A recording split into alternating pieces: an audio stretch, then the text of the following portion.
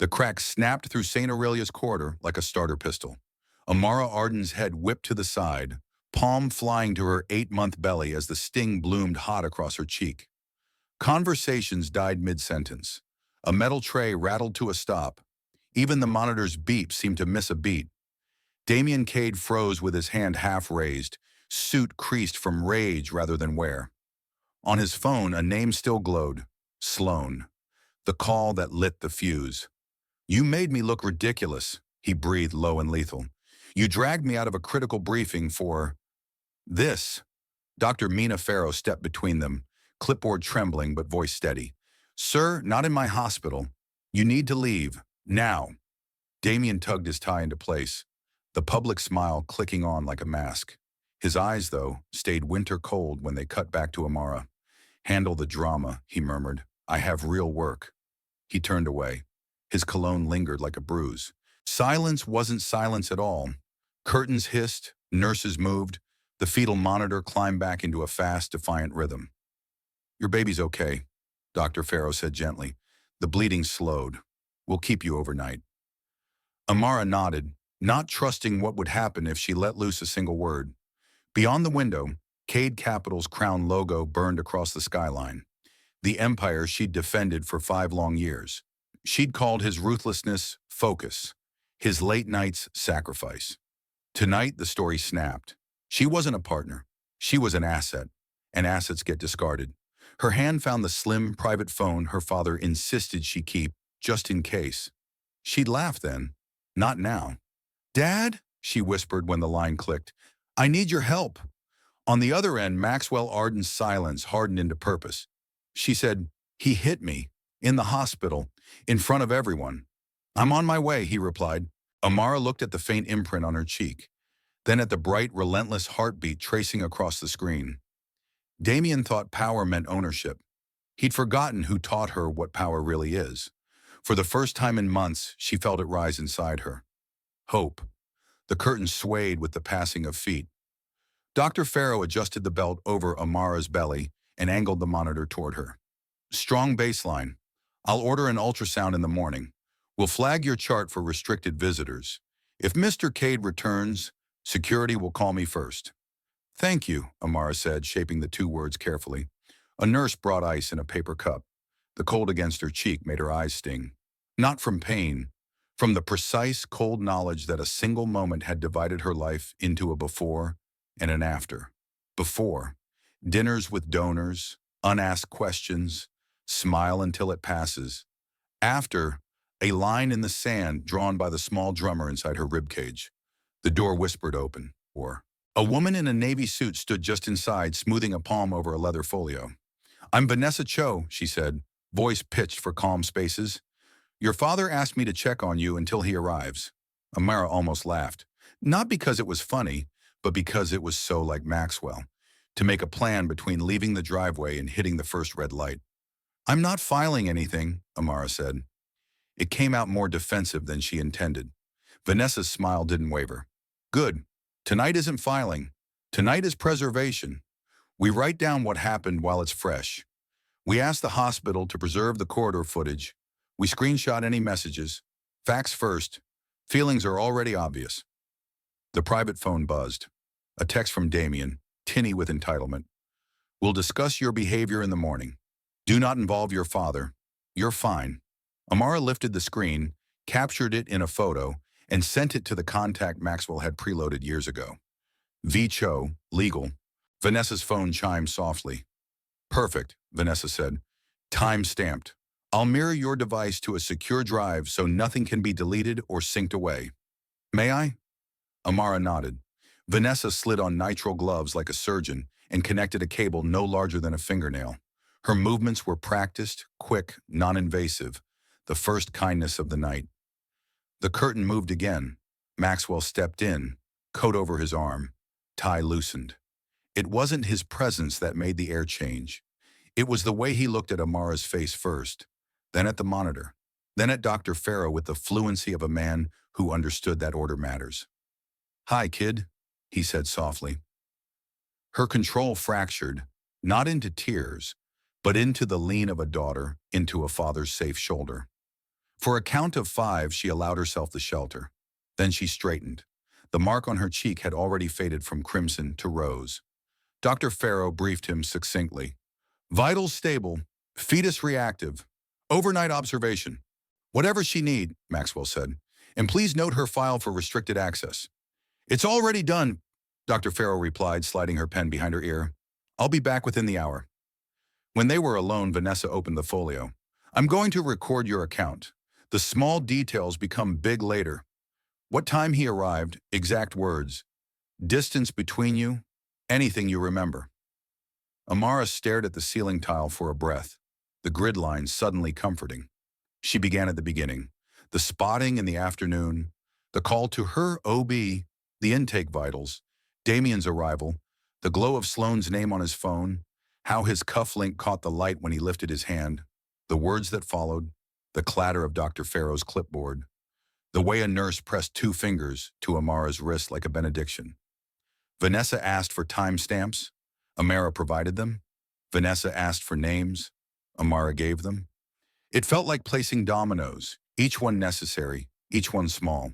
Together, they make a line. Touched, they make a story. Maxwell listened, saying nothing until it was necessary. When Vanessa finished and sealed a slim drive into an envelope, he stepped to the window. Cade Capital's crown blazed above the city like a dare. He will expect noise, Maxwell said, still looking out. He's built his life on controlling rooms. We won't give him rooms to control. We'll give him paper. Dad, Amara said, voice steadying, I'm not asking you to blow up his company. Maxwell turned, eyes warm and flinty at once. You didn't ask. I heard the facts. We'll let the facts do what they do. Vanessa tapped the folio. 3 tracks. Personal protection. We file an emergency protective order before dawn with the hospital's affidavit. Financial forensics. Quiet subpoenas to map any entities tied to Damien. Narrative. Nothing public until we choose. If there's nothing to find, this stays private. If there is, Amara finished for her, we won't have to shout. Exactly, Vanessa said. Just after midnight, a hospital aide brought tea in paper cups that bent under the heat. Amara wrapped both palms around hers and felt the warmth enter her bones. Maxwell took the visitor's chair, leaned forward, forearms on knees. I want you at my place after discharge, he said. We'll move you quietly. I've already asked security to arrange badge alerts on this floor. Damien will notice, Amara said. He can notice whatever he likes, Maxwell replied. He doesn't get to stop it. Her phone shivered again. A new text, this time from an unknown number. Heard you're still at St. Aurelia. Can I bring flowers? Sloane. Vanessa's mouth tightened. Block, screenshot first. Done. The new still joined a growing constellation in Vanessa's evidence vault. Amara slept for an hour and dreamed about a metronome. When she woke, the mark on her cheek had softened to a tender warmth. Inside, her daughter rolled with the slow assurance of someone who believed the world would be ready for her. At 4:43 a.m., Vanessa returned from the courthouse with a stamped PDF on her tablet. Protective order granted. Service authorized at residence and office. At 6:10, Maxwell took a call in the family lounge. When he came back, he smelled like cold air and fight. Breakfast at 8, he told her. Private investigator, former FBI financial crimes. James Morton. Boring name. Good brain. At 7:01, a nurse removed the IV. At 7:18, Dr. Farrow slid the ultrasound wand across the arc of Amara's belly and printed a small rectangle of proof. She's stubborn, the doctor said, smiling. That'll serve her. At 9:15, a sedan with blacked-out glass pulled to the curb under the hospital's side canopy. Vanessa walked a few paces ahead, Maxwell a few behind. Amara kept one palm on her belly, the other on the strap of her bag. No dramatics, no scenes. The world did not need to know yet. The city washed around them, indifferent and enormous. Billboards shifted. A bus sighed at the light. A boy on a scooter stared at his phone and almost collided with a trash can. Life continued, which felt both obscene and reassuring. They rode the elevator to Arden Global's private floor, a hush of carpet and framed photographs not meant for public halls. The conference room waiting for them didn't look like a war room. It looked like a place where numbers behave. Whiteboards lined one wall. A printer hummed. Legal pads sat in neat stacks like runway lights. James Morton was already there. Mid-40s, unremarkable, the kind of face you forget in a crowd. That, Amara realized, was his gift. He poured coffee without asking how they took it, somehow getting all three exactly right. "Mrs. Arden Cade," he said, "I'm very sorry for what happened. I'll be brief."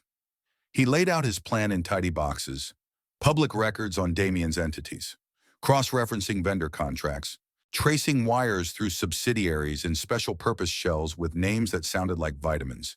He asked for nothing dramatic, only access.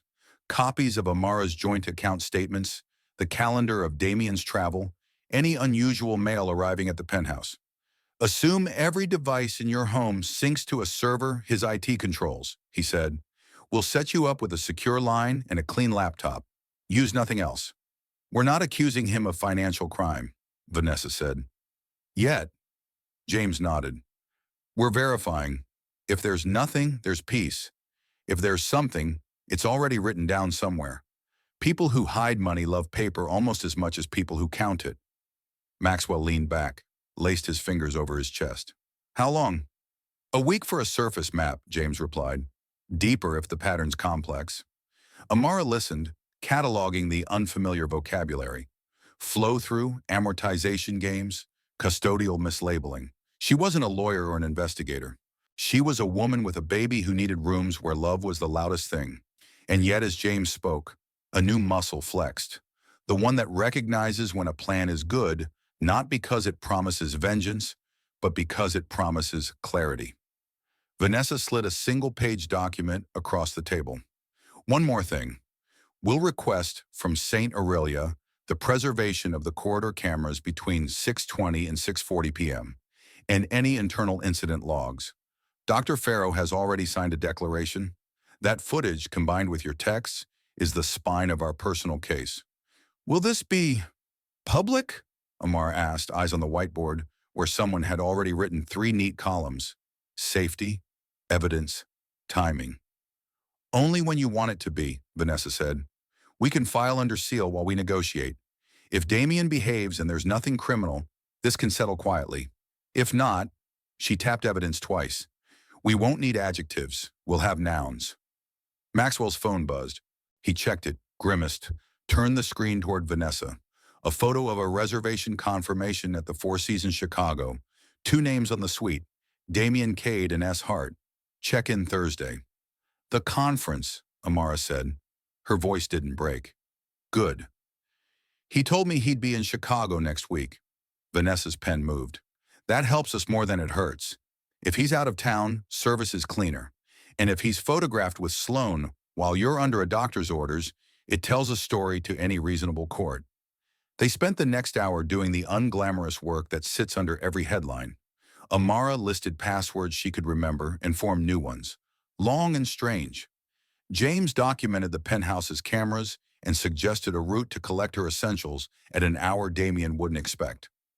Vanessa drafted a message Amara could send to 3 trusted friends, short, factual, no editorializing, so that when the story changed shape, it would change on Amara's terms. By noon, fatigue pooled in Amara's bones. She sat back, palms braced on the chair arms, and felt the baby roll like a small tide. "Lunch," Maxwell declared, not as a suggestion. He ordered soup and bread and something green, even though she made a face at it. While they ate, the conversation softened to gentle things. Names they liked, the way the baby hiccuped at 3 a.m., how Maxwell had once fallen asleep in a board meeting after Amara was born because he'd been up all night assembling a crib with instructions in Finnish. When the tray was cleared, he returned to the window. Cade Capital's white crown was a ghost in daylight. He spoke without turning. "I want to be very clear, kid. This isn't about me versus him. It's about you and her," he nodded toward Amara's belly, "versus harm. If there's a clean way through this, we take it. If there isn't, we don't blink." Amara swallowed. What if I'm wrong, Dad? What if there's no money thing? What if it was one slap and years of me explaining away what wasn't really there?" Vanessa answered before Maxwell could. "Then we documented promptly, protected you quickly, and did no public harm. That's a win. But even if the balance sheets are spotless, the corridor isn't. One slap to a pregnant woman in a hospital is not a rumor. It's a fact, and facts have consequences. Amara nodded. The edge of self-doubt receded a step. She looked at the ultrasound printout propped against a water glass. An abstract face, a perfect curve. She tried to imagine that future child in the penthouse kitchen where silence tasted like apology. She couldn't. Good. James's phone buzzed. He glanced at it, lifted his brows. Quick hits from public filings, he said. Two new subsidiaries registered last quarter, Cedar Key Holdings and Northline Arc. Both share a mailing address with a private mailbox service. Could be harmless. Could be conduits. Vanessa wrote the names on the board, underlined them once. We'll find out. At 2, Maxwell's assistant slid in silently with a folder and a look that meant, you'll want this.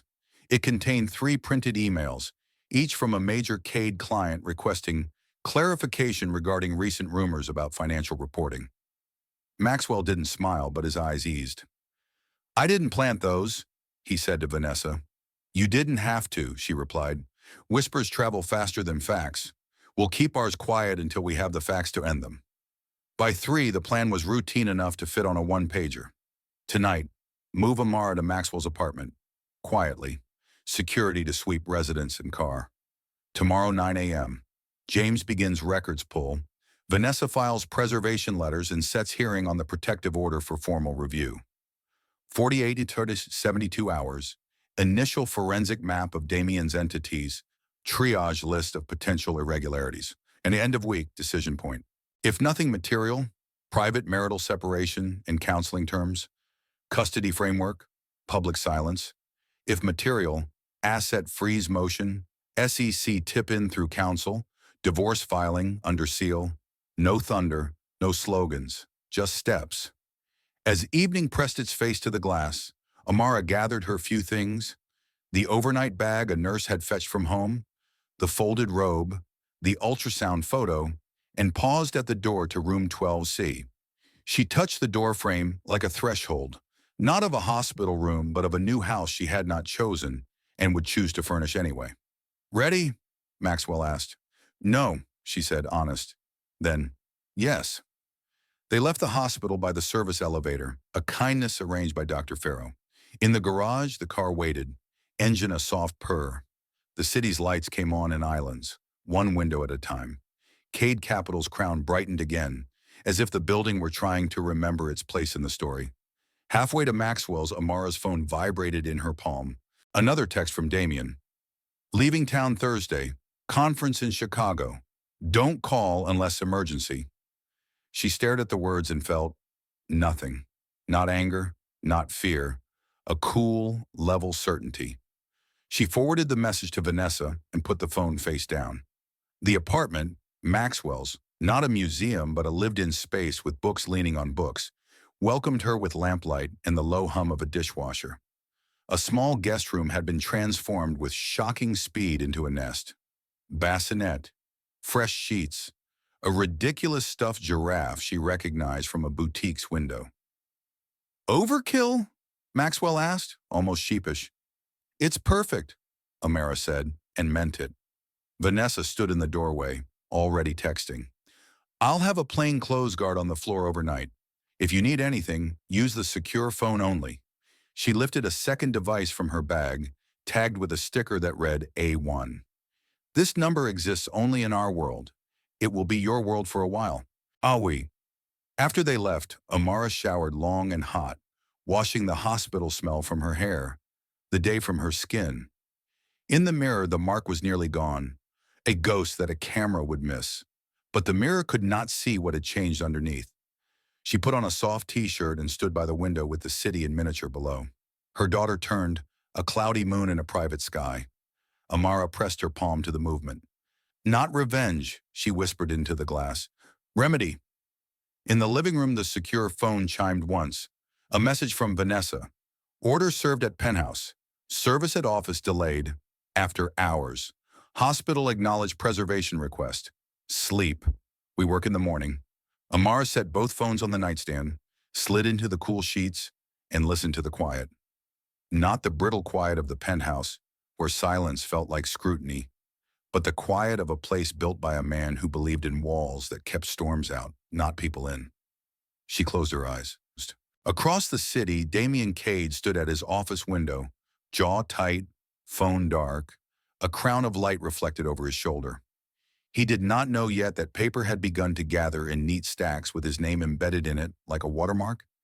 He did not know yet that 2 new subsidiaries had already been circled on a whiteboard across town, or that a hospital camera had remembered the sound that would introduce him to a different kind of room. Morning would come. Numbers would arrange themselves into meanings. Lawyers would open doors with keys shaped like facts. The world would do what it does. For now, a woman who had been treated like an asset slept in a room where she was the only thing of value. And somewhere in the small, determined space beneath her ribs, a heartbeat wrote itself into tomorrow, refusing to be frightened into silence.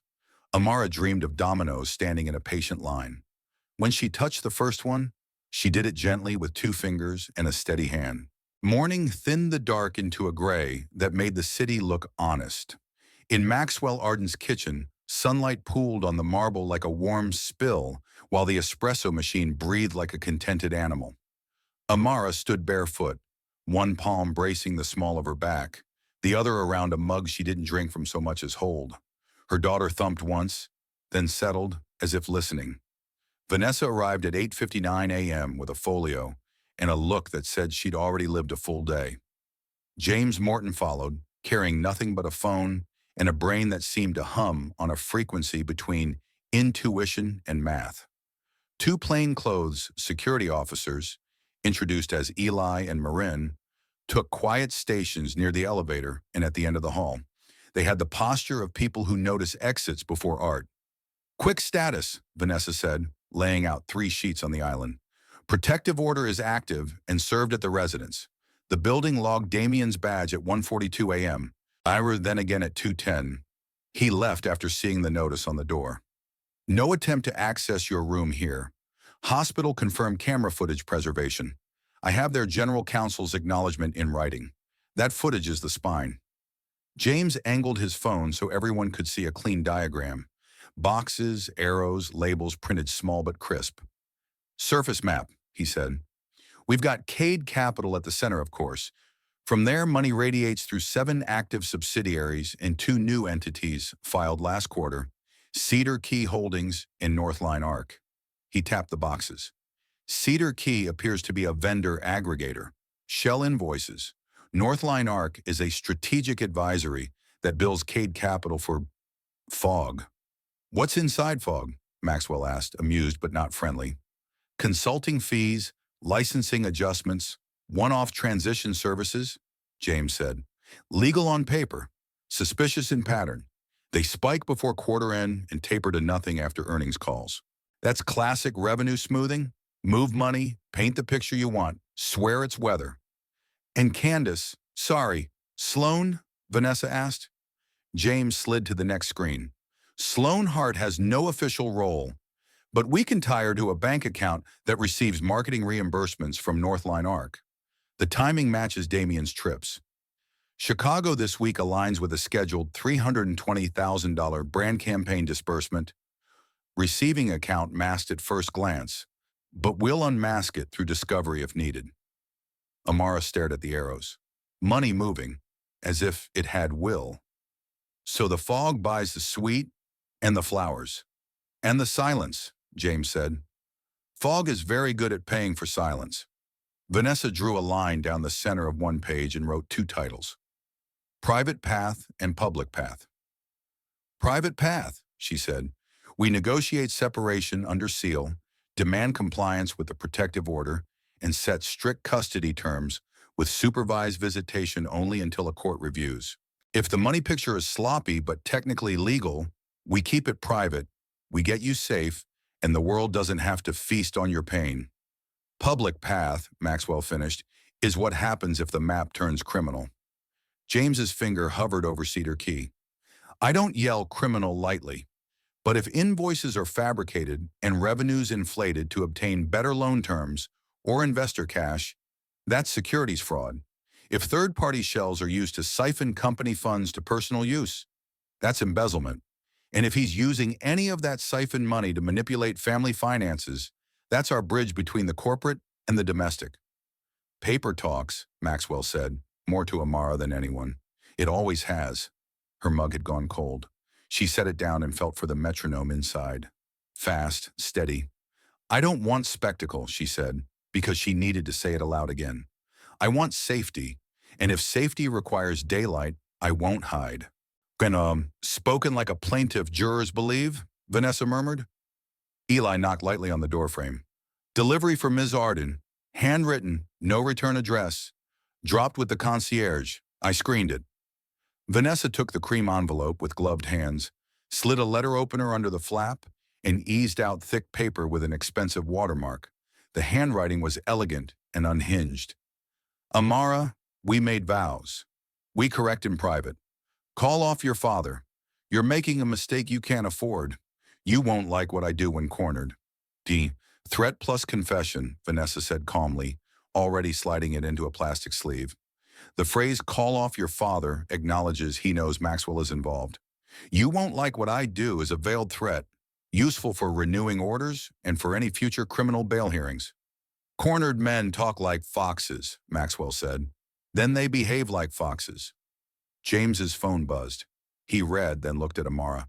We just got something big from a quiet friend in Cade Capital Accounting. Senior staffer named Patricia Dane. She requested a confidential meet. Says documents exist that explain everything. That's never nothing. Is she safe? Amara asked immediately. I'll make sure, James said. We never burn a source. At 11:20 a.m., Damian Cade arrived at Cade Capital in a suit that fit like an apology he didn't mean.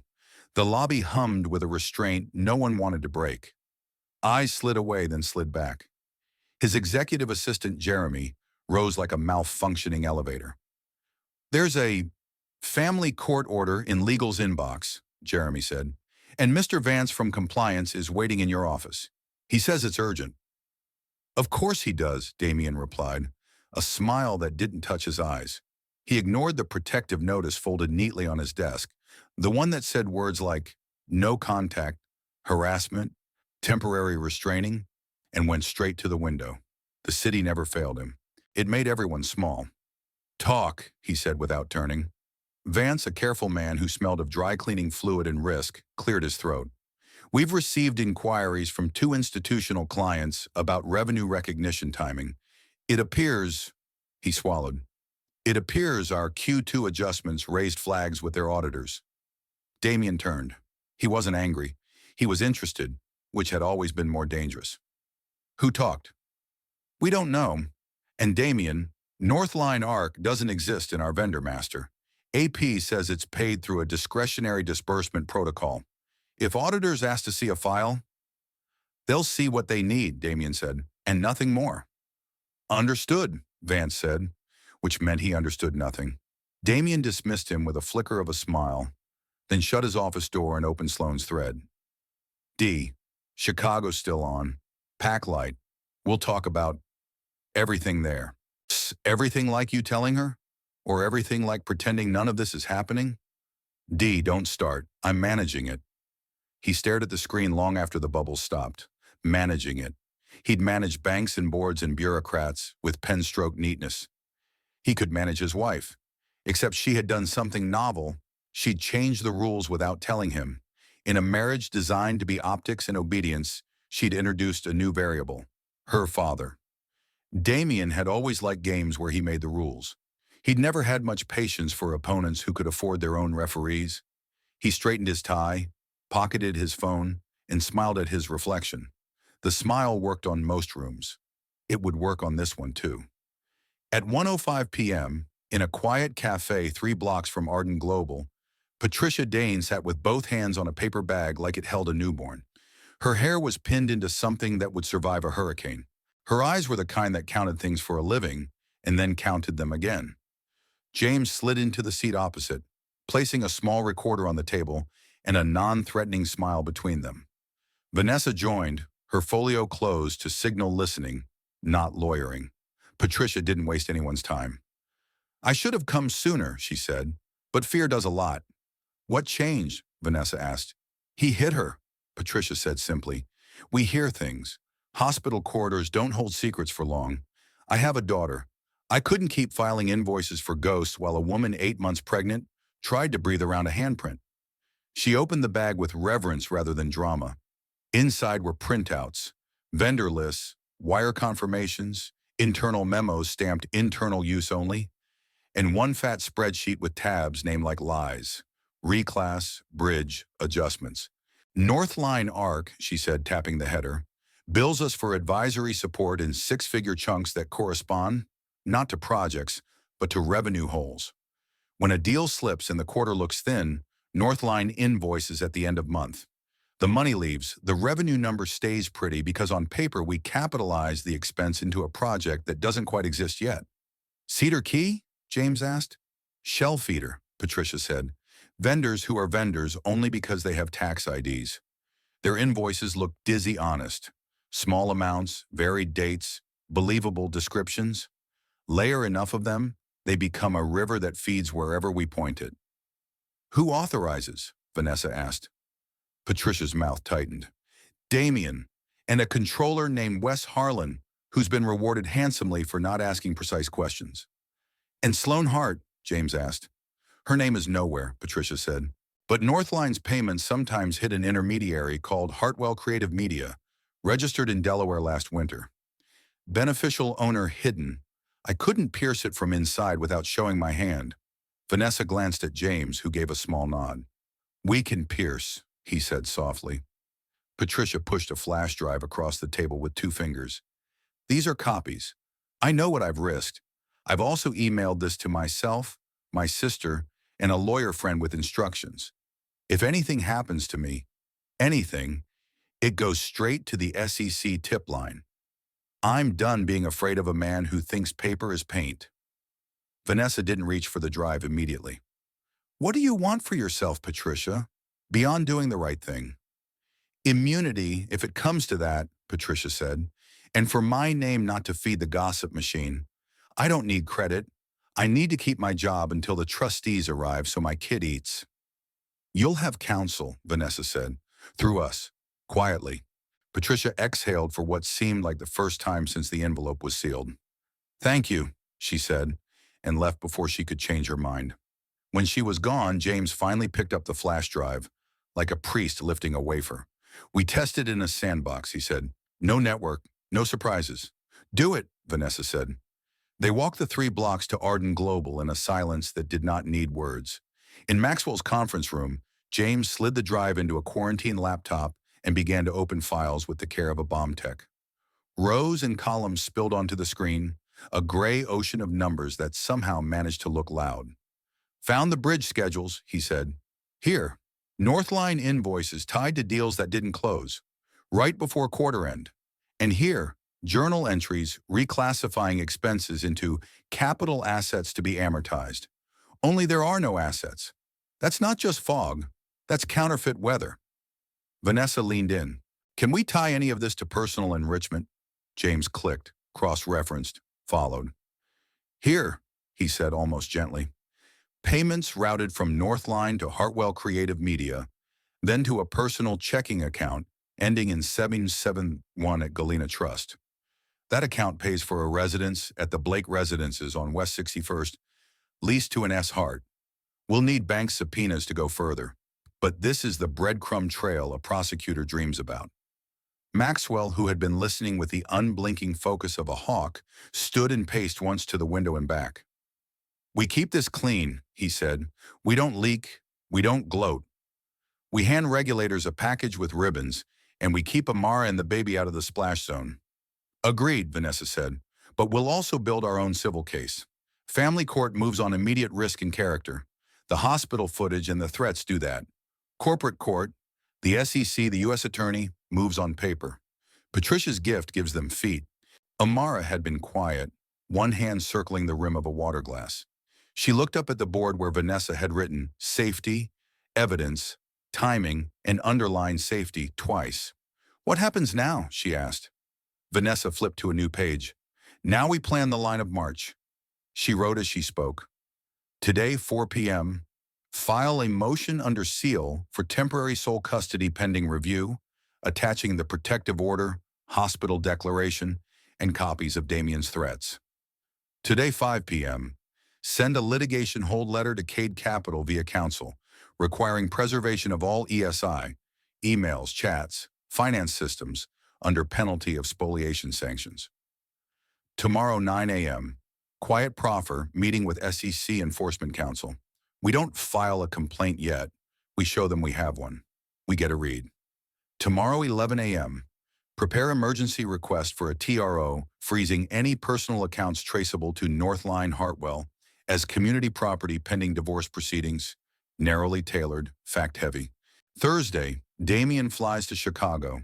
We serve amended protective orders at O'Hare via process server, not for drama, but for certainty. Investigators photograph him with Sloan, again, not for tabloids, for judges. Friday, if SEC signals action, we coordinate timing with their asset preservation, then file for divorce under seal with exhibits. Will my name be everywhere? Amara asked. Not if we keep it sealed until the regulators move, Vanessa said. And even if it breaks, we control your narrative. Survivor, mother, facts only. No interviews. A single written statement at most. The rest happens in court, not on breakfast television. Maxwell's phone buzzed. He read, then showed Vanessa with a wry exhale. First board tremor, he said. 2 independent directors have requested a special meeting to discuss governance concerns. Boards can smell smoke, James said. They don't usually look for the fire until it burns their own shoes. That evening, while the city's towers changed from steel to silver to obsidian, Damien stood in his penthouse closet considering which suit told the best lies. He had a gift for reading rooms. The room tomorrow was Chicago money, which wore wealth like it was tired of itself. He reached for navy, the color of dependable banks and acquittal verdicts. His phone pinged. A calendar alert. Cade Capital, board governance session, 8 a.m., Zoom, unscheduled, inconvenient. He ignored it and texted Sloan a photo of 2 ties with a... She sent back a heart's eye emoji for the darker one. He didn't choose it because of her. He chose it because she happened to be right. He poured whiskey and took a long, thoughtful breath. He had been a poor kid with a genius for leverage. He had learned early that money only respected push. He had pushed, and the world had moved. It would move again. On the counter lay the family court order he'd retrieved from his lawyer's assistant. Neat and official and ridiculous. No contact, no harassment, restricted approach. Amara and Maxwell were fortifying. He was not worried. Fortresses had gates. He had always known who held keys. The doorbell rang. He checked the monitor. A process server stood there, polite, holding an envelope like a sacrament. Damien didn't answer. At 9:07 p.m., Amara sat cross-legged in Maxwell's guest room, folding tiny onesies into a drawer with a focus that felt like prayer. The stuffed giraffe watched solemnly from the dresser. On the nightstand, the secure phone vibrated. V. Cho, lit hold sent. SEC proffer confirmed for 9 a.m. tomorrow. Bring nothing digital. Will hand-carry print bundles. J. Morton, secondary confirmation. Hartwell Creative Media beneficial owner, linked via registered agent to Sloan Hart's sister. We'll keep that quiet. Powerful in negotiation. Eli. Floor quiet. Camera at elevator shows no unusual movement. Perimeter good. Amara sent 3 words to Vanessa that read like a vow. Facts, not fury. She lay back and watched the ceiling's shadow grid shift with car lights from the street below. Her daughter hiccuped, a small, rhythmic flutter, and Amara laughed out loud for the first time in days. The sound surprised her. It felt like a window opening. She closed her eyes and saw not Damien's hand, but a tidy line of dominoes waiting. She saw herself touch the first, gentle, intentional. She saw them fall in order, not chaos. The room felt larger, as if walls had obediently stepped back. In the living room, Maxwell scrolled through a photo album old enough to have corners that dulled with time. He stopped at one. Amara at 5, asleep on his chest in a chair at the office. A pen tucked behind his ear because, even then, he did not know how to be anything but working and present. He took a picture of the picture and texted it to her with no caption. Her reply came back at once. A single heart. Morning broke clean again. Vanessa and James met Amara and Maxwell in the private elevator at 8:34 a.m.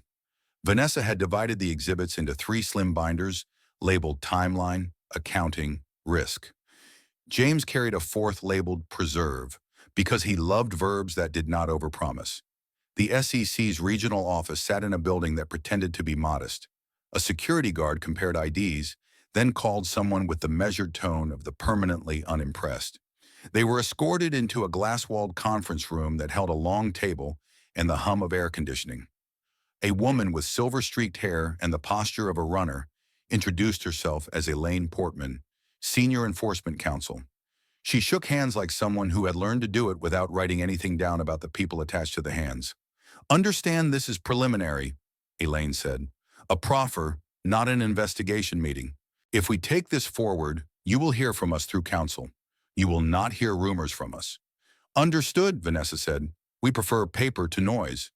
For an hour they walked Elaine through what they had. They did not dramatize, they did not editorialize, they laid paper. Vanessa mapped the timeline from Northline Arc's formation to the present. James highlighted the revenue smoothing pattern, the duct tape invoices, the round trips that looked like laundering without using the word. He showed how Hartwell Creative Media connected to Sloane's life without making Amara say her name. He did not mention the slap until Vanessa did, gently as context for preservation, urgency, and potential witness intimidation. Elaine asked the kind of questions that said she'd been doing this long enough to be bored only by certainty. Who authorizes? Who executes? Who benefits? Who else knows? She did not smile. She did not frown. She took notes in a clean architect's hand. When they finished, she closed the binder and tapped it once. "We see a lot of smoke," she said. "This is shaped like fire. We'll move quickly. You will hear nothing from us until you have to. If you have more, send it to me, and only to me." Vanessa slid a sealed envelope across the table. "Hospital preservation letter in acknowledgement," she said, "in case this becomes relevant for witness credibility and timeline." Elaine accepted it without looking like she cared, and exactly like she did. Back in the elevator, Vanessa let out a breath she'd saved for later. "They'll open a matter," she said. "No promises, but that went as well as it could." James checked his watch. "Next," he said, "the TRO drafts. We file at 2 after I scrub one more chain." "Chicago tomorrow," Maxwell said. "We serve him there." Amara nodded, steady. "Let him have his lake view," she said. "I have mine." Across town, the Cade Capital Board gathered over video squares and performative gravitas. The independent director, Marjorie Lane, opened with a sentence that had shaved a career's worth of politeness into one blade. "Damien," she said, "we require a full accounting of entity relationships and revenue recognition policy by close of business. We also need a written representation that there are no undisclosed related party transactions." "There are no such transactions," Damien said without blinking, "and our policies are robust." "Then you will have no difficulty documenting them," Marjorie said, and ended the call without waiting for assent. Damien stared at the black screen and saw himself reflected in it, composed, certain, handsome in the way that persuades rooms. He was, he told himself, built for storm. He texted Sloane, "Wheels up at 10:10 tomorrow. Don't be late." She sent a champagne emoji. He chose not to notice the hairline fracture behind it. He packed the navy suit and the darker tie. He added running shoes because he liked to pretend discipline solved everything. He left the family court order on the kitchen counter where he could ostentatiously forget it. He slept well, which was his favorite superpower. Night again. The city glowed. In Maxwell's apartment, Amara walked slow laps from couch to window, one hand on the small of her back, counting 5 steps out, 5 steps back, as if measuring distance into a spell. She stopped at the window and placed her palm against the glass. "Tomorrow," she told the city, "we don't shout. We simply open the door." Her daughter turned in reply, decisive. Amara smiled. On the dining table, the binders sat in a neat stack. Beside them, Vanessa had left a yellow sticky note in her precise engineer's handwriting. Facts, orders, safety, sleep. Amara did. Not long, not deep, but enough. In a different tower, a different man set 2 alarms and dreamed of rooms he could still command. He did not know that in a beige federal office with humming lights, a matter had been assigned a number, and a name, Cade Capital, had been typed into a field under subject, suspected revenue inflation, potential related party siphoning. Paper had started speaking in a language he could not charm. At 6:40 a.m., Vanessa texted the group thread, V. Cho, process server in Chicago is confirmed. O'Hare Terminal 3 arrivals. We'll time it to avoid spectacle. We want proof of service, not video. J. Morton. Photographer is in place at the Four Seasons, discreet. If we don't need the photos, they die with us. If we do, they live for judges only. Eli. Car downstairs at 8:30. Route clear. Amara put on a soft dress that didn't look like armor and tied her hair back. She slid the ultrasound photo into her wallet because it felt like a passport. Maxwell met her in the hall, straightening a seam on his cuff with hands that had once built a company out of nights and coffee. Regardless of what happens, he said, we are already the people we needed to be. She squeezed his hand. Let's go. They stepped into the elevator. Somewhere above them, a crown of white light dimmed in the morning haze. Somewhere ahead, an airport hummed with strangers. Somewhere inside a building with carpet that erased footsteps, paper waited in neat stacks to change the shape of a life. The doors closed and carried them down into daylight. O'Hare thrummed with the tired choreography of morning travel. Escalators sighed, wheels whispered across tile, and boarding calls rose and fell like tide. At Terminal 3 arrivals, a man in a navy blazer held a white envelope at his side with the reverence of someone carrying a verdict. He blended into the moving landscape until the exact moment he needed to matter. Damian Cade appeared in a line of executives who wore the same uniform of sleep, confidence, and noise-canceling headphones. The Navy suit did what it always did for him. It told the room he had nothing to prove. He drew breath like a man who owned oxygen. Mr. Cade, the process server said, stepping into his path with the precision of a metronome. Family court service, temporary restraining order, and an amended notice. Damien did not break stride at first. Then he stopped because the envelope lifted like a bar he would need to clear. He did not take it. He did not speak. The man placed it gently against Damien's chest so a camera would capture contact. Then he let it go. The envelope had weight only in the world where consequences live. You have been served, the man said, and was absorbed by the terminal like a fish returning to a school.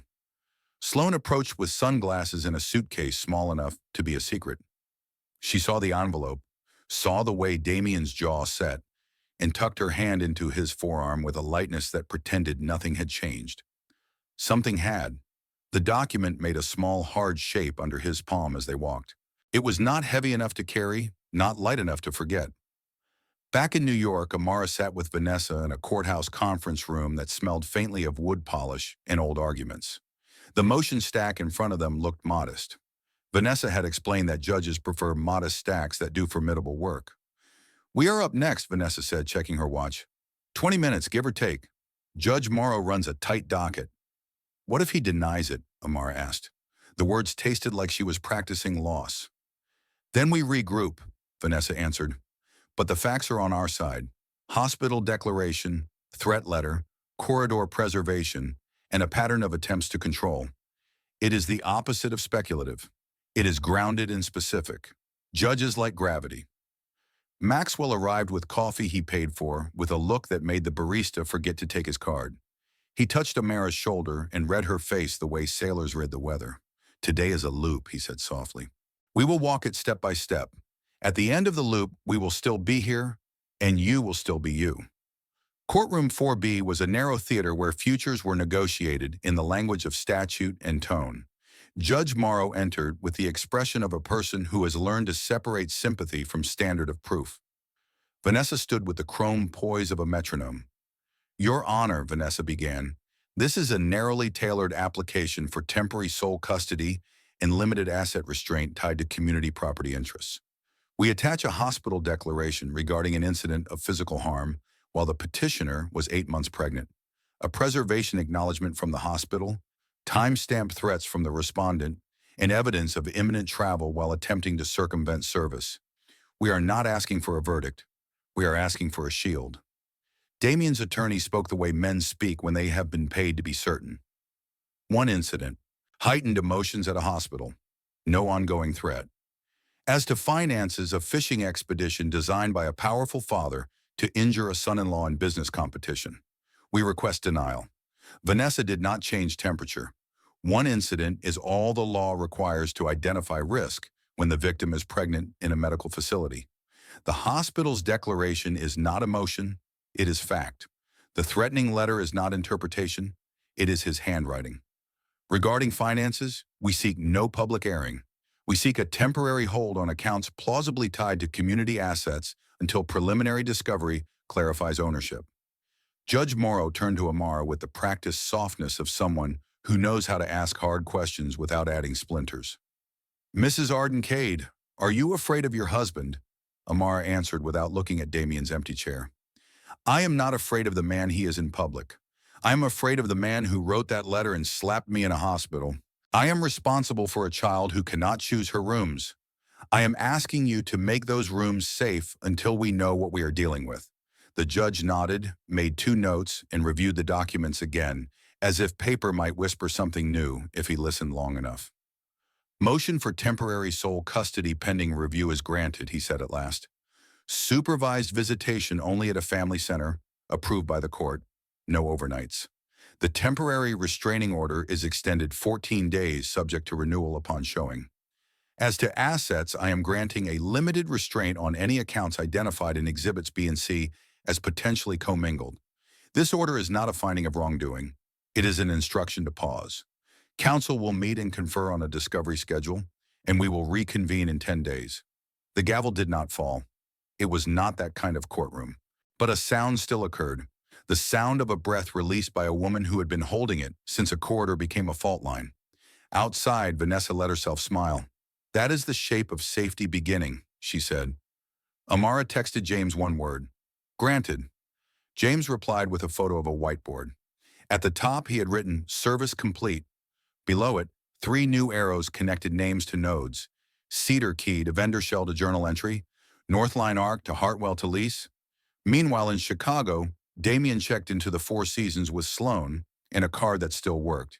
He had convinced himself that the envelope was theater, and that theater could be ignored if one played a better show. He ordered champagne because confidence likes bubbles. He opened the curtains because he believed in views. He did not see the photographer. That was by design. The photographs took themselves like evidence does. 2 figures at a window, a hand on a wrist, a smile that said a story. None of it for tabloids. All of it for the day a judge might need to weigh whose account felt like gravity. Back in New York, Maxwell convened a small meeting that looked deceptively gentle. A whiteboard, 4 chairs, and a tray of tea. Vanessa, James, and a new face joined him. This is Priya Anand, Maxwell said. Bankruptcy counsel. We are not pulling a trigger. We are understanding the gun. Priya was matter of fact. If regulators move and if clients pull lines, Cade Capital will bleed liquidity quickly. Boards in that position often file fast to preserve what can be preserved. If that happens, a trustee steps in. Our concern is twofold. First, safety for Amara and the child. Second, making sure community assets are not buried in a proceeding designed to protect creditors at the expense of people who do not have lobbyists. We keep our own case nimble, Vanessa said. If the company enters bankruptcy, we coordinate discovery so we are not fighting a trustee accidentally. We also prepare declarations from Patricia and Dr. Farrow that can be used in multiple venues without risking privilege. James pointed to the whiteboard. Patricia found the bridge schedules. We now need Wes Harlan on record. He authorizes. He sees. He knows. I can get him to a quiet breakfast if we give him the thing men like Wes always need. Vanessa did not need to ask. Safety. James nodded. Immunity proffer through government counsel, or at least a letter promising that his cooperation will be made known. A defense attorney he trusts. And a promise we will not torch his name in the press of our own making. Get him breakfast, Maxwell said. We feed people who tell the truth. That night, Amara lay awake, not because fear kept her there, but because adrenaline has its own calendar.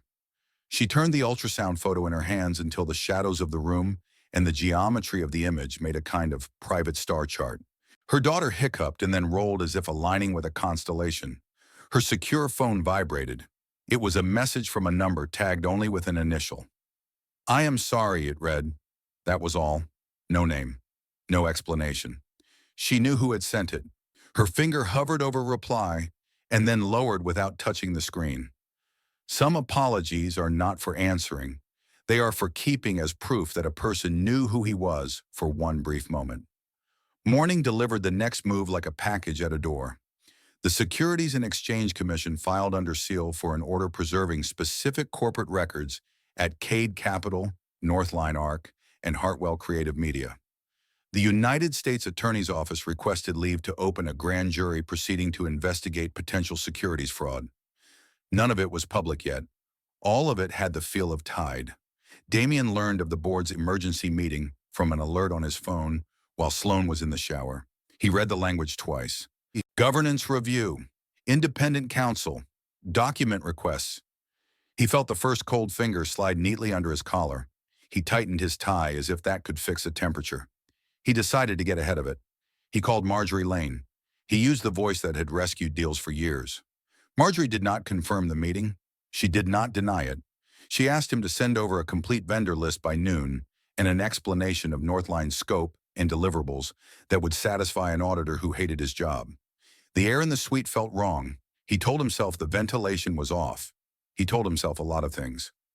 By noon in New York, Vanessa filed the discovery plan Judge Morrow had ordered and served litigation hold notices on Northline and Hartwell. James and Priya delivered a binder to Elaine Portman's office labeled Supplemental, which contained a short declaration from Patricia, two anonymized screenshots from Damien's threatening messages, and a diagram that would make sense to any investigator who had ever learned to love arrows.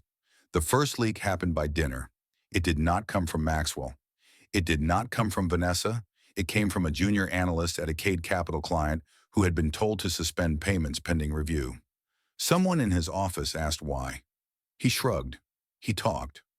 Within an hour, a market blog posted a piece with the word turbulence in the headline. Amara read it without flinching. She had learned that turbulence only feels personal from inside the seat. Her phone chimed again, this time with a message from Dr. Farrow. The hospital's general counsel has confirmed retention of video. If needed, I will testify. Thank you, Amara wrote back, for the mark in the heartbeat. Always, Dr. Farrow replied. The next morning opened with weather that looked like brushed steel. Damien landed in New York and found three things waiting. A board notice requesting his attendance in person at 9, a letter from the SEC requesting voluntary production of documents, and a message from his attorney that used the word candid 3 times in 6 sentences. He went to the boardroom because he trusted rooms. He opened with a statement that would have worked in any other life. He talked about growth, about market cycles, about the necessity of boldness in client acquisition. Marjorie Lane let him finish, then asked the single question that mattered. Is Northline Arc a related party? No, he said, and felt the lie fit his tongue like an old coin. She slid a document across the table. It was a registration record for Hartwell Creative Media and a trace to its registered agent tied to Sloan Hart's sister. Related parties can be many things, Marjorie said. Family is one of them. Damien found himself reaching for charm, like a man reaching for a light switch in a power outage. Afternoon brought a hearing that would become legend inside the courthouse without ever touching a headline. Vanessa and Damien's counsel argued over the scope of the asset restraints and the shape of supervised visitation. Judge Morrow narrowed 2 paragraphs and strengthened a third.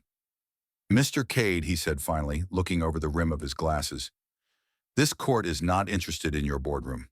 It is interested in a child who will be born in approximately 6 weeks and a woman who is entitled to walk a hospital corridor without being struck. If you wish to be persuasive here, you will bring calendars, receipts, and humility.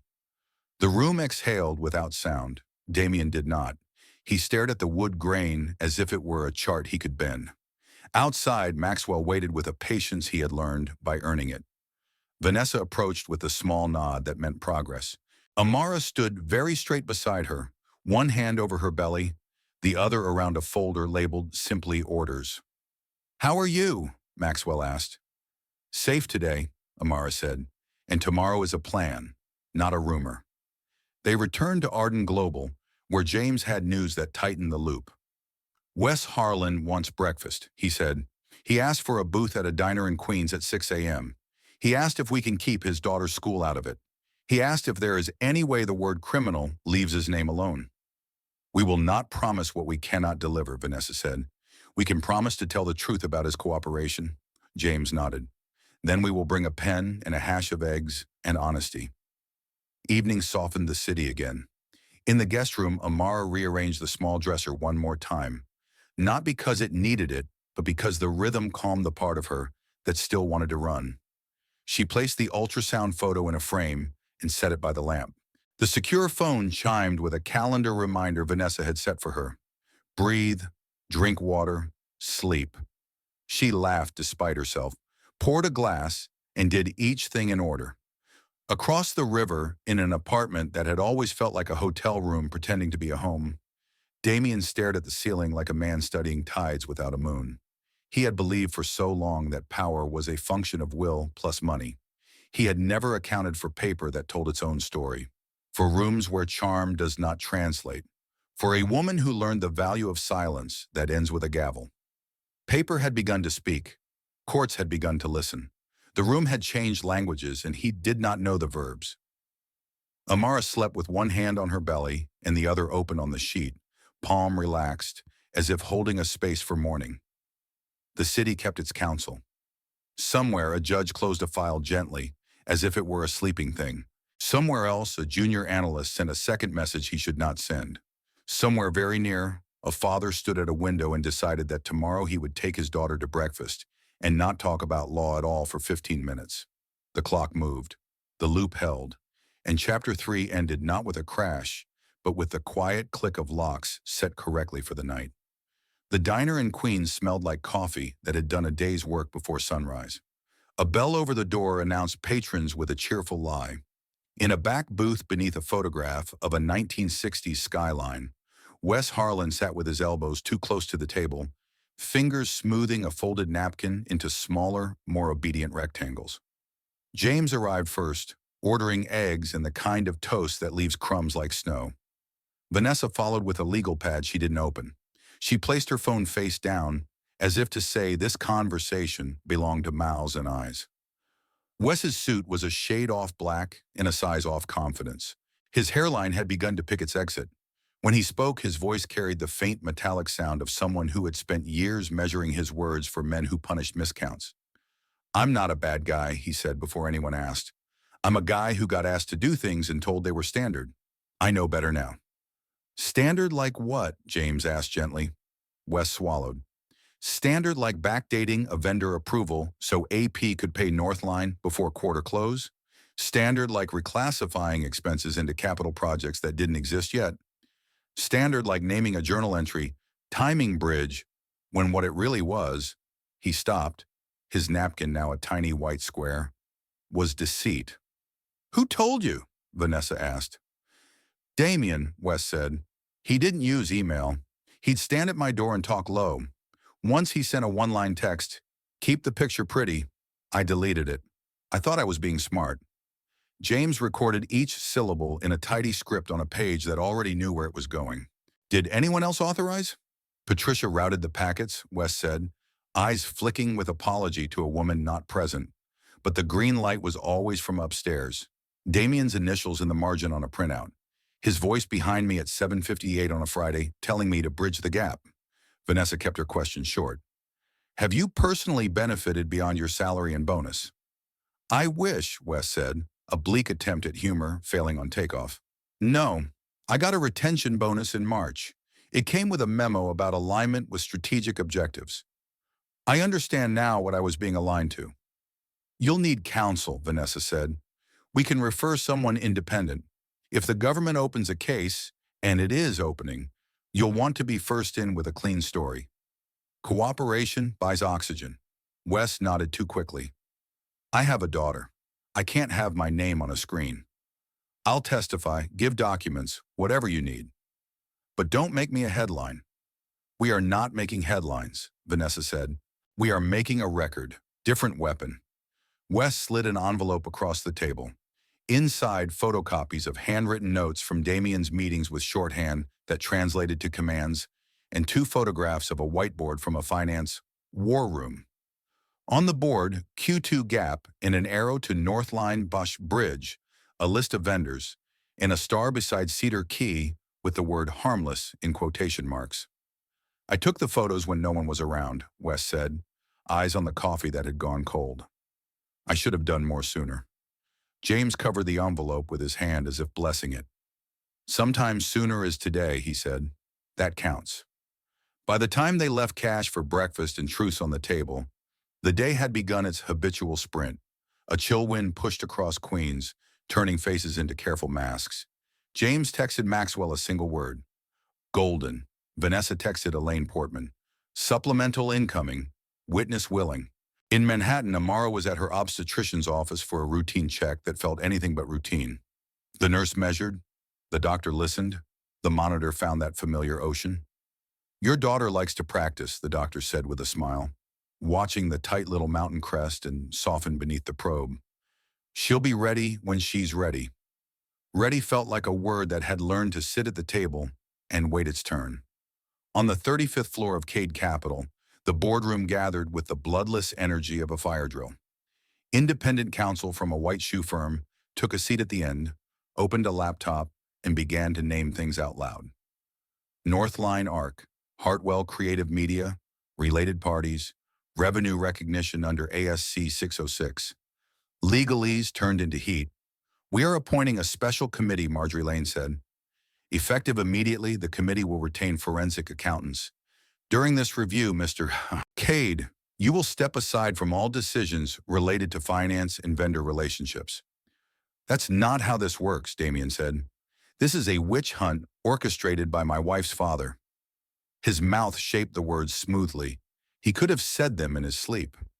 Marjorie did not blink. This is exactly how this works, she replied. And your wife's father did not file your vendor registrations, Damien? You did. The forensic team arrived 2 hours later with polite smiles and eyes that smiled at nothing. They asked for access they were always denied in theory and always received in practice.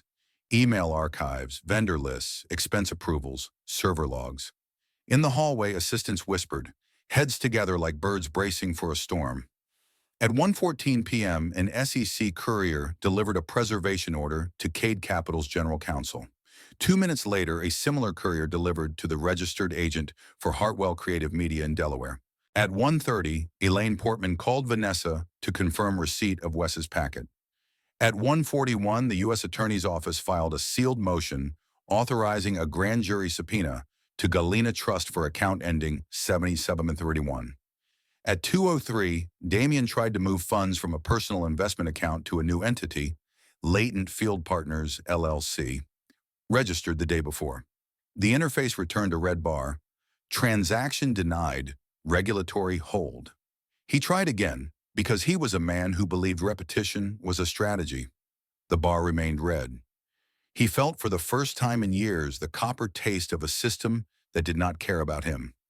By late afternoon, the special committee requested he surrender his company laptop and phone for imaging. He handed them over with a smile that had never been less useful. In a conference room 13 blocks away, Priya Anand drew boxes and arrows across a legal pad with the elegance of someone plotting a dance. If the company files voluntarily, she said to Maxwell, Vanessa, and Amara, we move to ensure the trustee understands the existence of potential marital property claims so they don't treat certain assets as purely corporate. We must be in that room early. I don't want a trophy, Amara said quietly. I want clarity. I don't want money that belongs to investors or employees. I want my daughter's life clean. That is the North Star, Vanessa said. The rest are just streetlights. Evening inched in. Security cameras in the Four Seasons lobby captured Sloane, leaving with a suitcase and sunglasses that pretended privacy. She turned once toward the elevators, perhaps expecting Damien to appear and ask her to stay, perhaps hoping she would want to leave anyway. Neither happened. She hailed a cab and texted someone with her free hand. That someone was a lawyer who specialized in immunity and regret. Within an hour, the lawyer called Elaine Portman. We represent a potential witness with information about Hartwell Creative Media and related party disbursements, the lawyer said. My client seeks a proffer. Elaine marked her calendar. Paper does not choose sides, people do. Night found Damien in his penthouse pacing the length of a living room that had never learned how to feel like a place where real dinners happen. He poured whiskey without tasting it. He opened windows without feeling air. He considered calling Amara to tell her she was wrong about him and right about him in the same breath. The protective order on the counter did not change shape under lamplight. It stated in dry, patient lines the distance the court required him to keep between his voice and her world. He deleted 3 drafts and wrote nothing. At 10:12 p.m., a message arrived from an unknown number. It contained a single photograph taken 12 weeks earlier. Damien and Sloane at a private table, his hand covering hers, both looking at something they thought mattered. Beneath it, no words, just the image. It was not extortion, it was notification. He had trained his life to be legible. Now it was. He slept in 2 jolt intervals. In his dreams, rooms were full of people who didn't look at him when he spoke. Morning brought the knock he had convinced himself would not come. Not agents with jackets, not yet. 2 men and a woman with firm expressions and the bureaucratic grace of people who carry authority like a clipboard. "Good morning, Mr. Cade," the lead said. "We're here on behalf of the Cade Capital Special Committee to collect additional materials.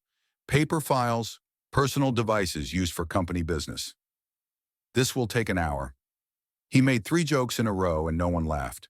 An hour later, they left with boxes that made their own statements about volume. Across town, Amara attended a prenatal class with 3 other women who looked both younger and older in the same face. A nurse taught them how to breathe into contractions they didn't have yet. When the nurse took a break, Amara's phone lit with a message from Vanessa. "Sloane's counsel has requested a proffer." Quietly promising. "Promising for what?" one of the other women asked, reading the quick smile in Amara's eyes. "Promising for later," Amara said. "My daughter's going to be born into a story that doesn't lie to her." Maxwell met them after class with a paper bag of pastries and a determination to steal 15 minutes from the war. He asked about names. He vetoed none. He told a story about Amara at 3 insisting that clouds were called floofs and how he had written it into a quarterly letter to investors because honesty sometimes looks silly before it looks true. At noon, Vanessa and James walked into the SEC again with a second binder and the calm of people who cooperate with gravity. Elaine met them with 2 questions and a request for 1 more document tie between Hartwell and Sloane that would survive cross-examination. James smiled the smile of a man who loves homework. "We'll bring you a ribbon," he said. The board moved faster than anyone expected because fear is a kinetic emotion. By late afternoon, a statement drafted by counsel and lacquered by PR read as follows. "The board of directors of Cade Capital has placed CEO Damien Cade on administrative leave pending the outcome of an independent review. The company remains well-capitalized and operationally strong. Clients and employees are our priority. Administrative leave was corporate for this is serious. Operationally strong was corporate for please do not run. Clients read it and called their lawyers. Employees read it and called each other. Damien read it and called no one." At 5, Judge Morrow reconvened for a status conference. Damien's counsel argued to modify supervised visitation to include a private nanny present at his residence. Vanessa objected with precise force. The court denied the modification without using more words than necessary. "Mr. Cade," the judge said, "you will see your child at the center and nowhere else until I say otherwise. Your convenience is not the axis on which this rotates." Outside the courtroom, Amara stood beneath a fluorescent fixture that made everyone look a little more human. Vanessa handed her a copy of the order with a new initial in the margin. It felt like a tile in a mosaic finally finding its spot. "Thank you," Amara said to Vanessa and then to Maxwell, "for the quiet." "We keep it quiet until we can't," Vanessa said, "and even then, we keep it precise." That night, James sat at his desk with 2 screens and a paper pad, drawing lines that were less like arrows now and more like conclusions. Patricia's spreadsheet hum turned into a melody of proof. Wes's notes lived on the staff line like percussion. Sloane's forthcoming proffer promised a chorus. He labeled the page not with a war word, but with a weather word. Front. He texted Amara a photograph of the page with a caption. Almost there. She looked at the image while her daughter did her nightly rehearsal under her ribs. She thought of the hospital corridor and the slap that had reorganized the map. She thought of paper, the humblest of weapons, the loudest of witnesses. She thought of rooms where judges measured lives not by charm but by chronology. She set the phone down, turned off the lamp, and chose sleep because choosing rest felt like an act of possession in a life that had been taken down to studs and rebuilt with her hands. Morning would bring agents with jackets or more couriers with envelopes, or only emails and calls and the slow necessary work of turning facts into consequence. Whatever the shape, it would be the same thing in 1,000 costumes. The collapse of a crown that had been painted on glass, not forged in anything that could stand heat. And somewhere down in the city's cardboard and concrete heart, a tiny girl kept time against her mother's palm, a drummer who did not yet know she had already changed rooms by beating the only instrument she had. Morning arrived the way truth does, without fanfare, impossible to ignore. In the SEC's regional office, a case caption gained a new line, in the matter of Cade Capital. Across the river, a grand jury foreperson signed a stack of subpoenas with a ballpoint pen and a face that had practiced neutrality. Names on the papers included Northline Arc, Hartwell Creative Media, Galena Trust, Cedar Key Holdings, and one that didn't need ink to be legible, Damien Cade. Elaine Portman called Vanessa at 8:12 a.m.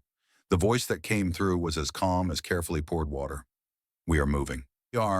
We would appreciate continued cooperation from your witnesses. We will coordinate with you to minimize collateral harm. Vanessa thanked her, hung up, turned to Amara, and said the single word that had been hovering for days. Now. By 10, agents with windbreakers that did not need letters to be understood walked into Cade Capital with warrants that made doors open. The building's security footage captured a sequence that would become legend to the kind of people who tell careful stories. Elevators, a corridor, a boardroom gone quiet. In the hallway, employees who had learned to be invisible stepped politely aside and watched something else become visible instead. Damien stood when they entered. He did not shout. He did not bargain. He did not ask for a minute. He extended his wrist like a man who had rehearsed the gesture privately and hated himself for it. The cuffs clicked shut with an efficiency so ordinary it felt like rudeness. He looked around once, not at the agents but at the view.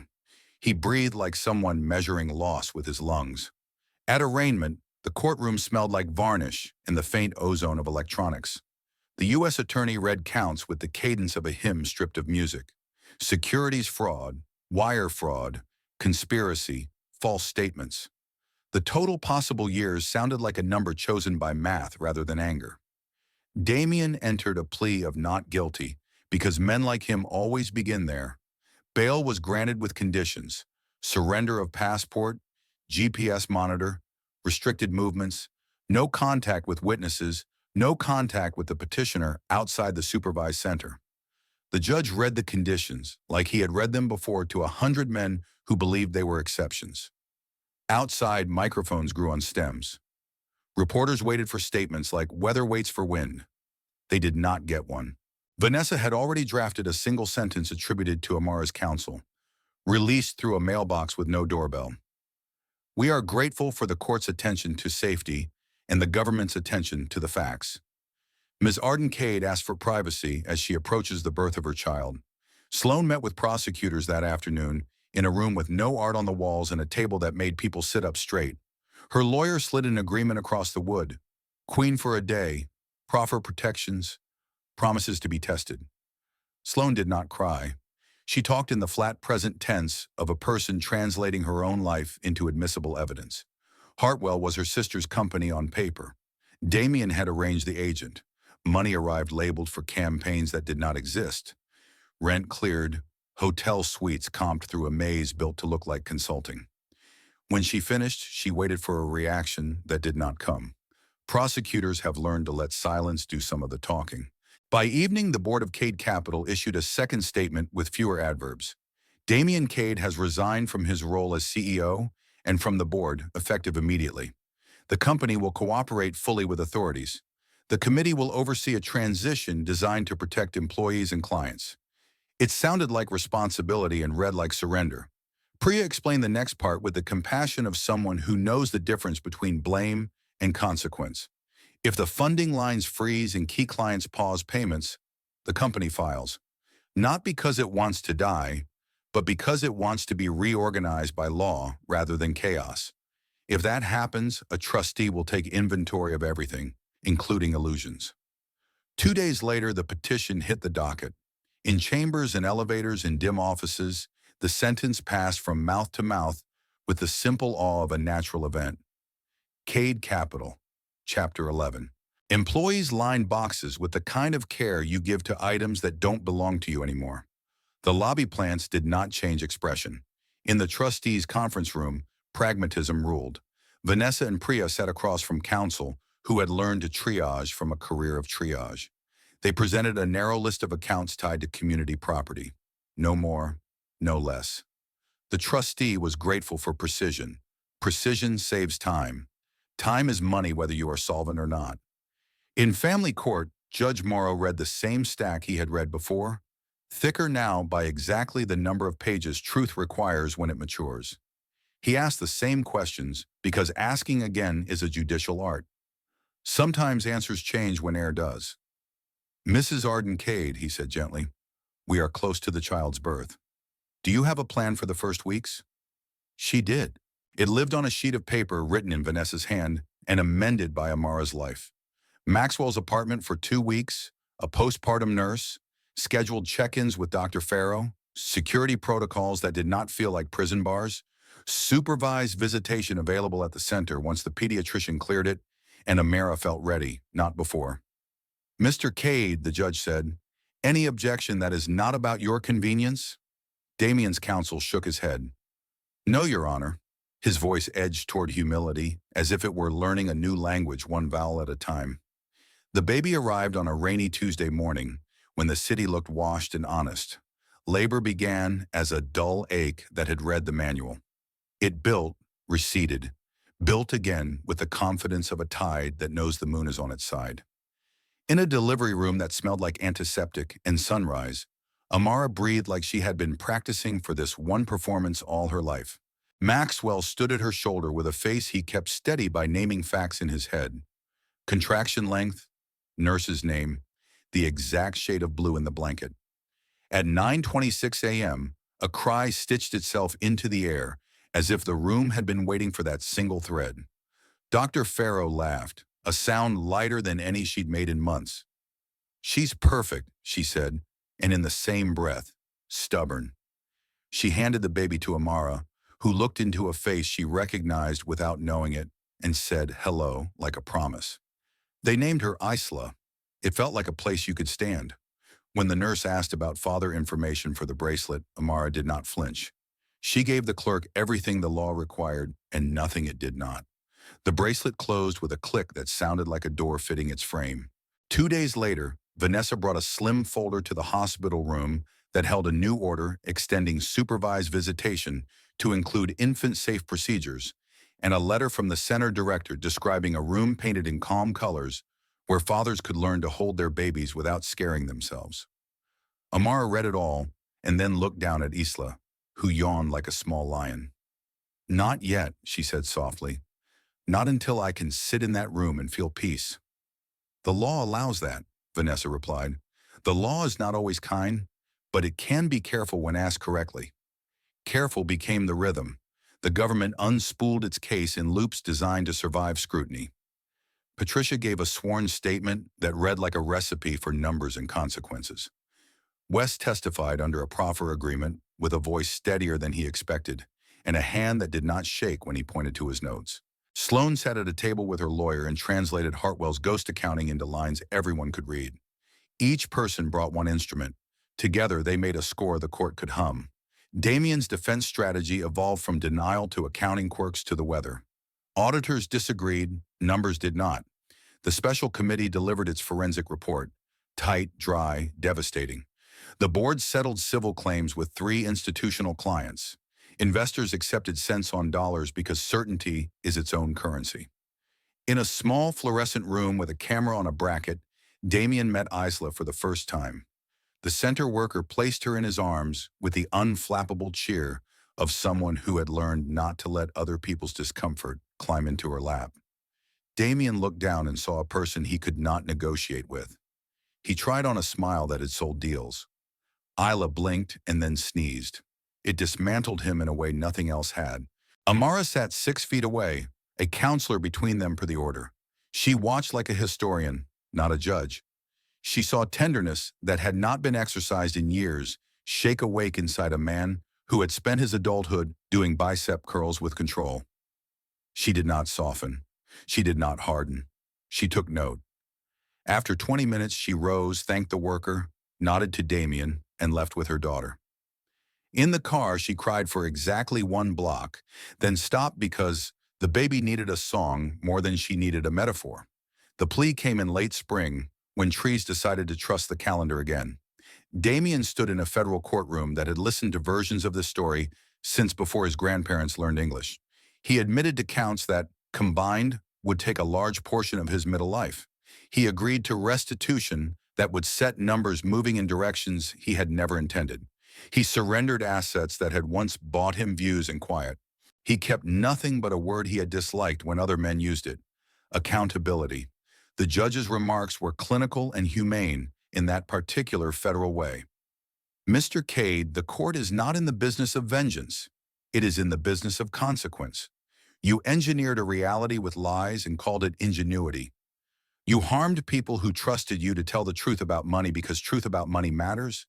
You harmed your family because you believed control would compensate for love. The sentence I impose today considers your cooperation to date, your lack of prior convictions, the magnitude of the fraud, and the need to deter executives who think everybody does it is an alibi. He read numbers into the record. Years acquired shape. A date in the future planted a flag. When it ended, Damien turned once toward the gallery. No one stood. This was not that kind of story. He nodded not to anyone but to the math, and walked out with marshals who knew how to make their footsteps quiet.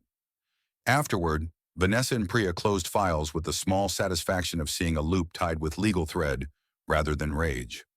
James archived his charts and sent one last email to Patricia and Wes with a sentence that outlived cases. You did the hard thing while it was still hard. Thank you. Amara strapped Isla into a stroller that looked like engineering pretending to be a cloud and pushed her through a park where newly brave flowers tested the air. Maxwell walked beside them, drinking a coffee that went cold because he forgot to drink it. He told Isla about a ship he once named after a poem and about how sometimes the bravest word in a contract is no. Isla listened by sleeping with seriousness. In the months that followed, the Sterling Foundation for Family Justice opened a modest office with a bright rug and a receptionist who could disarm panic with a sentence about tea. They funded legal aid for women who didn't have a Maxwell, trauma-informed counseling for children who had learned to hold their breath when keys turned in locks, and a small research wing measuring the overlap between corporate financial abuse and domestic control. Amara returned to work slowly, not to pretend the year had been a detour, but to honor it as a road. She testified at a legislative hearing about economic coercion with a voice that did not tremble and a story that did not center a man. She learned board agendas and baby nap schedules can coexist if you build a calendar that respects both. One evening, when Isla was 6 months and believed every object existed to be tried as a percussion instrument, Amara found the hospital ultrasound tucked in a book. She set it beside a photo of Isla laughing with her whole face and let the timeline sit there on the table. 2 points connected by a corridor and a courtroom and a dozen small rooms where paper changed the world without raising its voice. A message arrived from Dr. Farrow. She had sent a link to a medical journal summarizing a new policy the hospital had adopted after reviewing an incident in a corridor. Streamlined evidence preservation in maternity units, automatic social work consults after any report of partner violence, clearer security protocols activated by a single nurse's badge swipe. The email contained no exclamation points. It didn't need them. Maxwell stopped by with takeout and a new trick for getting puree out of a neck roll without losing dignity. He paused at the table, touching the corner of the ultrasound with one finger. You did this, he said, meaning not just the baby. Amara shook her head. We did this. And then, because the sentence felt incomplete, she added the names of people who had stood between her and harm: Vanessa, James, Priya, Dr. Farrow, Patricia, Wes, a judge who liked facts, a prosecutor who preferred paper, a security guard named Eli who liked crosswords. Later that night, after Isla surrendered to sleep like a drama queen accepting her award, Amara stood by the window and looked at the skyline. The crown that had once defined the horizon was dim now. Its lights turned off while property managers negotiated with people who understand spreadsheets better than dreams. The city did not miss it. Cities do not miss men. They miss ideas. She thought about crowns that can survive heat, iron, not glass, humility, not hubris. Her phone vibrated with a message from an unsaved number that she nevertheless recognized by its rhythm. Thank you for allowing the visits. I will follow the rules. He had used periods. He had used the future tense like a promise. She did not reply. Courtesy did not require dialogue. She poured a glass of water and sat at the table with a legal pad. On it, she wrote 3 columns like the first whiteboard they had made. Safety, evidence, timing. Under safety, she wrote, Isla, me, our people. Under evidence, she wrote, stories that prefer daylight. Under timing, she wrote, when ready, not when demanded. She left the pad there for morning because she liked the way it looked to wake to a plan. Before she went to bed, she taped something to the inside of the front closet, the place where hands reach first when leaving. It wasn't a quote, and it wasn't a threat. It was a sentence she had said to herself in a window months earlier and had earned the right to say again. Not revenge. Remedy. In a facility 3 hours away, Damien lay on a narrow bed and stared at a ceiling that did not allow him to pretend. He thought about a meeting he would have tomorrow in a room with scuffed linoleum and a counselor who asked better questions than he had learned to answer. He thought about a little girl who sneezed like a lion and the mother who would insist on rooms where that sneeze was the loudest sound. He had a list of books on his bunk that men in his position always say they will read. He picked one up and opened it for once, not because he needed to perform reading, but because he needed to be quiet. Back in the apartment, Isla stirred at 2:11 a.m. Amara rose, crossed the room in the dark, with a confidence that comes from knowing where you place the furniture, and lifted her daughter to her shoulder. The small weight settled. The apartment breathed with them. In the morning, the city would open its 1,000 eyes. Attorneys would file concise motions. Trustees would hold meetings that saved jobs. Nurses would tap their badges and lock doors for women who needed locked doors to be investments, not cages. Foundations would send grants. A junior accountant somewhere would stop and say, "This invoice doesn't look right," and believe herself enough to push the paper back. And a woman who had once been treated like an asset would drink coffee, kiss her daughter's forehead, and write a list for a day that had nothing to prove to anyone but them. Verdicts had been read, but the real judgment was quieter. A life restructured not by spectacle, but by care. The crown had collapsed with a thud only men like Damien heard. The rest of the city noticed something else. A new shape where a story had been, built of rooms where love was the loudest thing, guarded by orders that spoke in patient lines, animated by a baby's steady metronome and a mother's refusal to mistake silence for peace.